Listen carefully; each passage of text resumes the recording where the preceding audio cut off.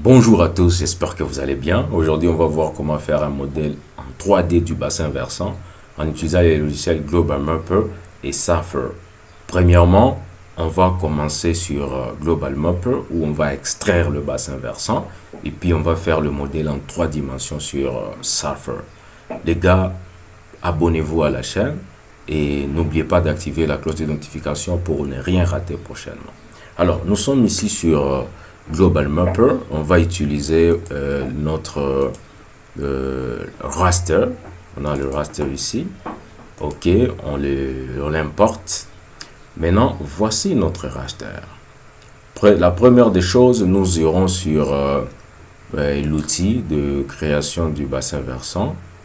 Alors, ici, nous mettons le Stream Drainage Area. Et puis,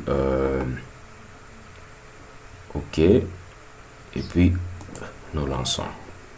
Alors, voyons voir. Attendons un peu le Filing Depressions pour la décompression et Calculating Flow Accumulation.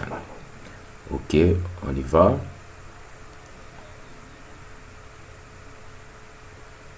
Patiente un peu pendant que ça fait le calcul.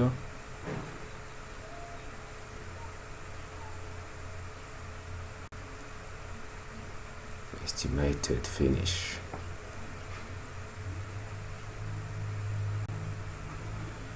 Ok, on attend encore un peu. Ça prend son temps. Ouais. Alors, ici nous avons le résultat et nous voyons comment est-ce que cela se présente. Nous avons beaucoup de petits bassins versants, mais ici nous devons savoir justement ce que nous cherchons. Alors, un bassin versant complet va forcément rassembler plusieurs petites surfaces qu'on voit avec des couleurs variantes. Alors ici, on peut sélectionner ça parce que nous allons prendre ce bassin ici. Alors, si on veut prendre le tout en même temps, alors il faudra sélectionner un à un et ça va être vraiment un travail. Alors pour ça, nous venons ici sur l'outil des Create Points. Alors nous venons là-bas, on va zoomer et nous venons ici, nous plaçons le point là sur cette ligne là. Alors l'ayant placé, nous mettons le nom, on peut juste mettre exutoire ici aussi exutoire et puis OK. Après ça, qu'allons-nous faire? Nous venons ici, nous sélectionnons le point. Voilà, il faut que ce soit le point qui soit sélectionné. Le point doit être sélectionné.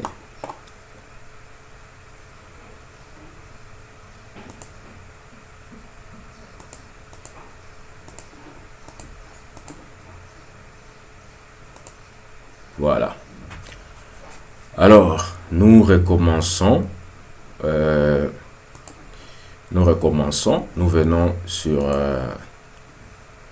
pour créer le watershed. Nous mettons là. Et si nous décrochons ici de sorte que ça puisse créer le long du point. Donc, ça puisse créer tout ce qui va dans le déversoir, dans l'exutoire. Alors, OK. Nous passons au calcul encore. Un peu de patience. It's working. Calculating watershed. 25%. Calculating flow accumulation. Updated. Un peu de patience. Building watershed area for streams. On patiente encore les gars. Surtout n'oubliez pas de vous abonner si ce n'est pas déjà fait et d'activer la cloche de notification les gars.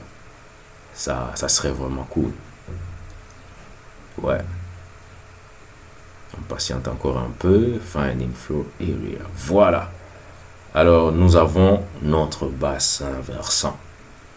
Notre bassin versant. Et nous pouvons le voir ici. Alors, nous venons, nous sélectionnons notre bassin versant, le bassin versant.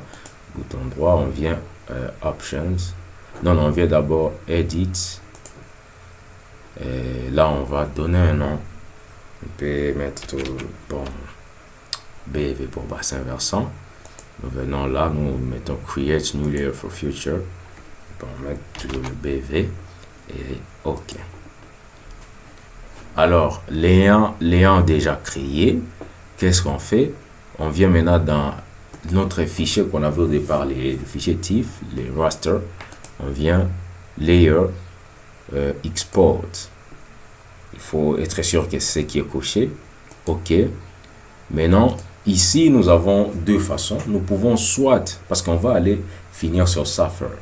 Alors, il y a deux façons. Nous pouvons créer les XY grid, hein, XY grid, où on peut soit prendre, il y a Sapphire quelque part, l'extension de Sapphire grid, on peut prendre le format 7, la version 6 ou 7, avec le Sapphire 18, on peut prendre le format 7 ici, la version 7. OK. Alors, nous venons sur Export Bounds. Au lieu d'utiliser le Dropbox où on va mettre un carré ou un rectangle et tout ça, ici, ça ne nous permettra pas d'avoir un bassin versant qui est retiré, qui a un shape un peu différent. Alors, on vient sur Use Layer Bounds. Et là, nous allons prendre les BV ici. Donc, c'est qu'il y a ces contours-là. Et puis, on met OK.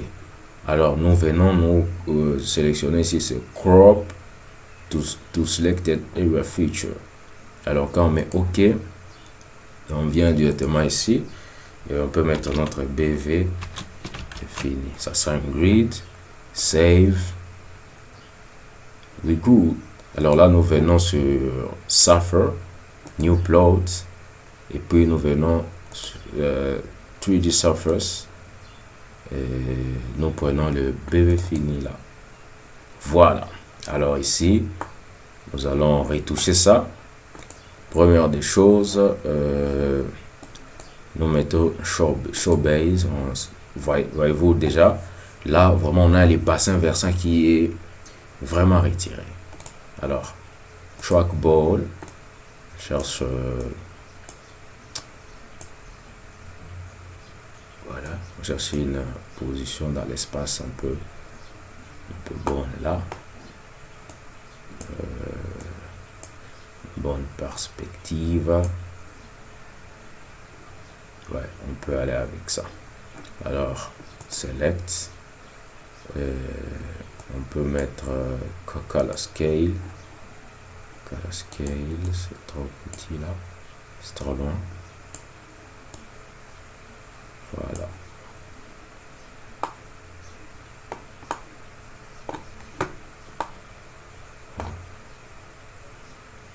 Alors,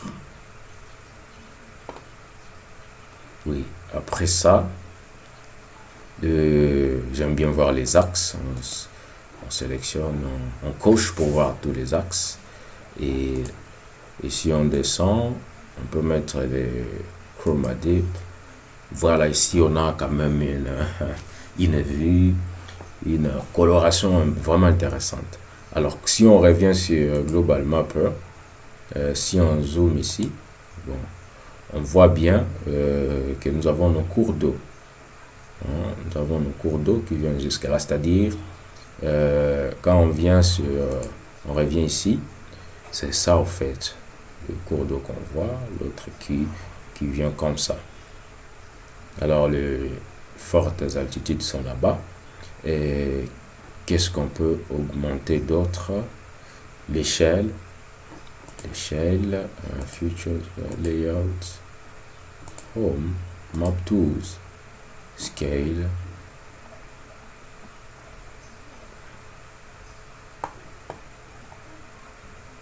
scale.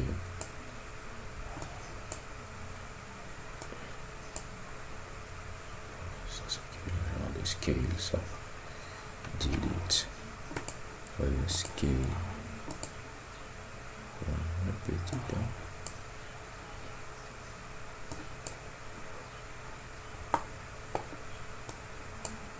Bon, c'est scale.